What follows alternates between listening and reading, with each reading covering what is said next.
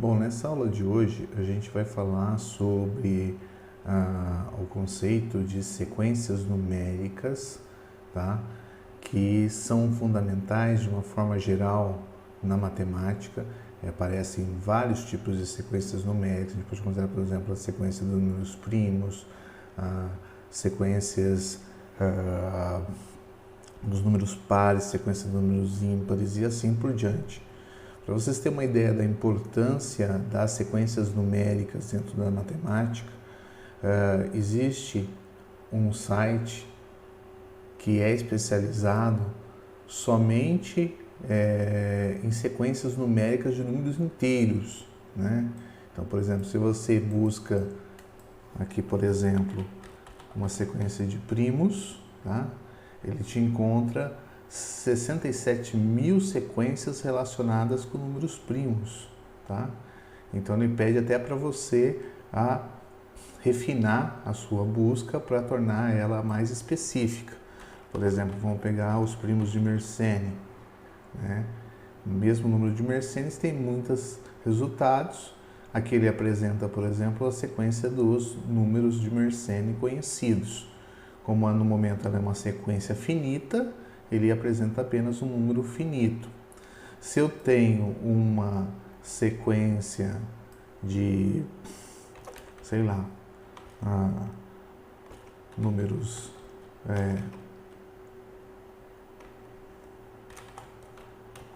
primos, tá?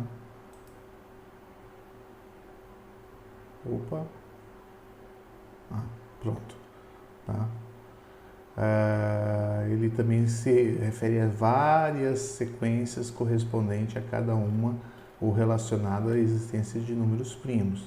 Se eventualmente a sequência é infinita, ele vai mostrar um número finito delas, obviamente, tá? Mas tudo isso tem o objetivo apenas de mostrar que as sequências têm um papel fundamental dentro da matemática. No nosso caso, nós estamos particularmente interessados em utilizar sequências numéricas para definir o conceito de séries numéricas, tá? Porque a série numérica, basicamente, ela vai ser uma sequência numérica de tipo especial, tá? Então, nós vamos começar aqui o nosso conteúdo e então nós vamos definir o que é uma sequência numérica. E uma sequência numérica nada mais é do que uma função, tá? Que a gente vai indicar aqui por esse sinal de maior ou menor, onde a gente vai especificar dentro desse termo os elementos da minha sequência, que associa de um subconjunto dos números naturais a valores reais, tá? Se esse subconjunto é infinito, então você vai denominar de sequência numérica infinita ou simplesmente sequência infinita. Se ele for finito, obviamente vão ser uma sequência finita de números, tá? Como que eu descrevo uma sequência numérica? Para descrever uma sequência numérica, depende muito do meu conjunto D, né? Se o conjunto D é finito, você pode pensar em relacionar todos os elementos da sequência, associando os elementos de D em ordem crescente.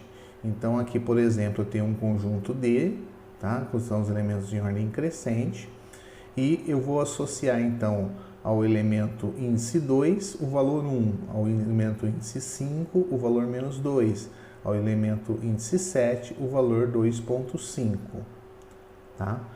Observe que dizer que a minha sequência é uma sequência finita não significa que sempre eu vou conseguir especificar todos os elementos dela, né? Porque eu posso ter, se eu tiver um conjunto com 1 bilhão de elementos, ele continua sendo um conjunto finito, só que, obviamente, é inviável a gente ficar fazendo associação de 1 bilhão de elementos, tá? Então a gente precisa ter estratégias um pouco mais simples para fazer essa associação do que simplesmente relacionar o índice ao seu elemento. Bom, a primeira alternativa, né, quando o D é infinito ou quando a quantidade é muito grande, a gente pode usar as bem conhecidas reticências. As reticências, elas fazem sentido quando a ordem ou a sequência, a forma como os elementos são produzidos é claramente especificado. Por exemplo, aqui no meu conjunto D, 1, 3, 5, 7, obviamente eu estou produzindo aqui os meus números ímpares, tá? Então, essa reticência significa que eu vou tomar todos os ímpares, que são infinitos, tá? E nunca terminam. E se eu tivesse um conjunto finito, mas com uma grande quantidade, eu poderia usar as mesmas reticências, só que aí eu colocaria o elemento final do meu conjunto depois das reticências, tá bom? Aqui eu estou fazendo a associação, então, e o meu elemento da sequência é 1, menos 1, 1, menos 1 e assim por diante. Então, o elemento 1 da sequência está associado com o valor 1, elemento 3 com menos 1, elemento 5 com 1, elemento 7 com menos 1 e assim por diante. A melhor das situações ocorre quando eu tenho uma expressão que relaciona os elementos de D com os elementos da sequência. E nesse caso, basta eu indicar a expressão. Essa expressão é o que a gente conhece como termo geral da sequência. Tá? Então, eu posso especificar, por exemplo, fazendo uma sequência que associa com os índices ímpares o seu quadrado. Tá? Então, isso significa que eu estou associando essa sequência D a uma sequência que é dada por 1 ao quadrado, 3 ao quadrado, que é 9, 5 ao quadrado, que é 25, 7 ao quadrado, que é 49, etc., que é o mesmo tipo de representação que eu usei aqui em cima. Só que aqui simplesmente eu coloquei a expressão da minha sequência, ou seja, o termo geral da minha sequência. Muitas vezes a gente quer especificar uma sequência, mas não conhece a expressão dela. Então a gente vai indicar, por exemplo, a sequência como sendo um A índice N, com N pertencente a D, tá? Eu vou colocar aqui que vai ficar meio apertado, tá? A índice N ou B índice N, de acordo com a nossa disponibilidade aí de representação, tá bom?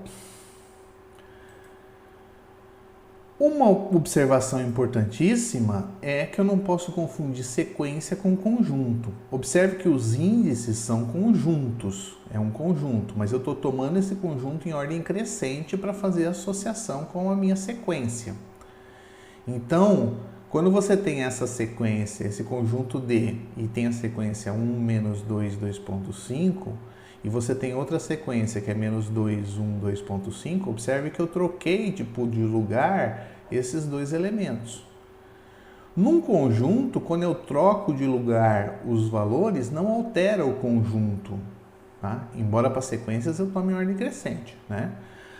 Aqui, neste caso, a alteração de posição do elemento torna a sequência distinta da minha sequência original, tá? Ou seja, em sequências, a ordem dos elementos é fundamental. Então, eu não posso considerar, mesmo que tenha os mesmos elementos, que ordens diferentes resultem em sequências iguais. Em conjunto, sim, mas em sequência, não. Por isso que a gente usa símbolos diferentes. O conjunto eu estou usando colchetes e para a sequência eu estou usando aqui esse sinal de menor maior, para delimitar a minha sequência.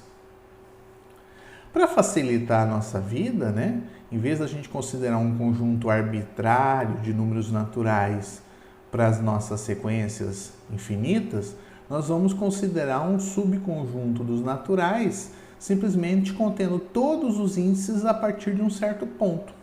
A gente vai chamar de DQ. Tá? Quando eu não especificar o índice a que pertence a sequência, fica considerando que eu estou tomando aqui os meus naturais. E nesse caso aqui, a gente está considerando para esse curso os naturais como sendo começando do 0, 1, 2, 3, 4, etc. Por que eu falo isso? Porque alguns livros não consideram o 0 um número natural, né? Existe uma discussão a esse respeito. Em alguns pontos é importante o 0 ser natural, em outros não. Então tem uma discussão sendo feita a esse respeito. Bom, por isso, como eu já falei ali atrás, a gente vai indicar a índice N um elemento da sequência associada ao índice N. Então, nós temos aqui a sequência, né? Quando eu falo isso aqui, eu estou considerando a sequência. E quando eu falo isso aqui, eu tenho o elemento da sequência. Essas coisas às vezes se confundem, né? Então, muitas vezes a gente vai abortar essa notação, abusar um pouco dessa notação e vai dizer simplesmente, seja A de N uma sequência. Embora o AN signifique elemento da sequência, na verdade, eu posso usá-lo também para representar a própria sequência. Como eu vou diferenciar qual uma situação da outra? Bom, quando eu estou usando o meu AN em uma determinada expressão, eu estou usando o elemento associado da sequência. E quando eu me refiro à sequência AN converge, eu estou me referindo a essa situação aqui, tá? Então, veja bem, a gente tem diversas coisas acontecendo, né? A gente tem posições do tipo, essa é a notação usual, né? De que, por exemplo, a gente pode começar aqui a partir do segundo elemento. A gente pode simplesmente especificar dessa forma, significando que eu começo de todos os naturais, né? Meus índices, ou eu posso simplesmente dizer que a N é uma sequência, subentendido também que eu começo aí dos meus naturais. E esse é o caso mais comum que a gente vai utilizar. Vamos ver alguns exemplos de sequências. Eu tenho uma sequência de termo geral a n igual a 2 no domínio D0. O domínio D0 são os próprios naturais. Então, na verdade, eu estou associando com o índice 0 o 2 e assim por diante. Então, significa que o elemento, quando eu me especifico o elemento, aqui eu especifiquei o termo geral para todo n. Quando eu especifico o elemento A0, o elemento A0 vale 2. O A1 vale 2. O A2 vale 2 e assim por diante, tá? Nesse segundo exemplo, eu tomei o Bn igual a menos 1 elevado a n no conjunto D1.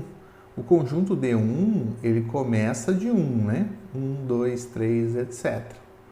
Então, a minha sequência aqui está especificada, menos 1, 1, né? Porque o B1 é menos 1 elevado a menos 1, a 1, então dá menos 1.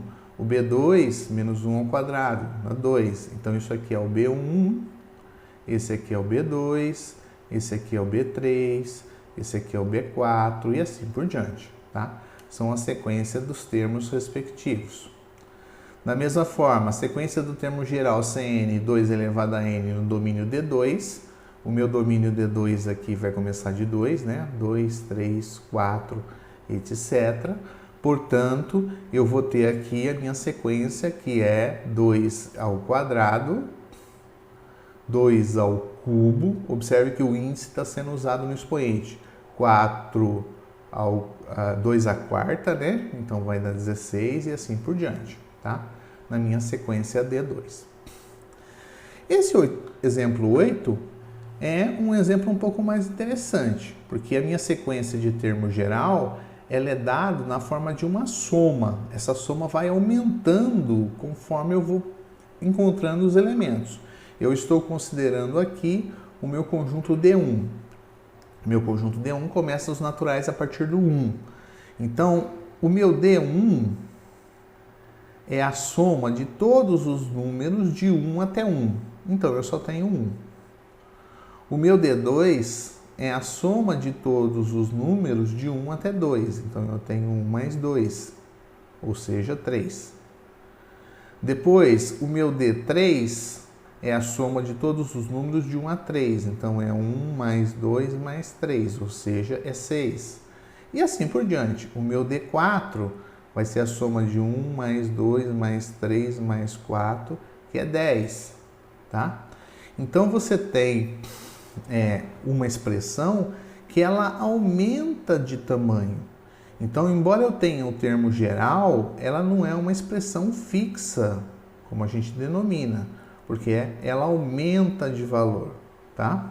E cada uma desses coisas corresponde a um único valor, embora a sua sequência cresça, né? Desculpe, a sua sequência não, a sua expressão cresça de tamanho. Então, quando você estiver no enésimo termo, se você for tentar obter a expressão geral, seria a soma de 1 mais 2 mais etc. até n. Então, você vê que aparece uma reticência dentro dessa minha expressão. Essa reticência faz com que a minha sequência, o meu termo geral aumente de tamanho, a minha expressão do termo geral aumente de tamanho.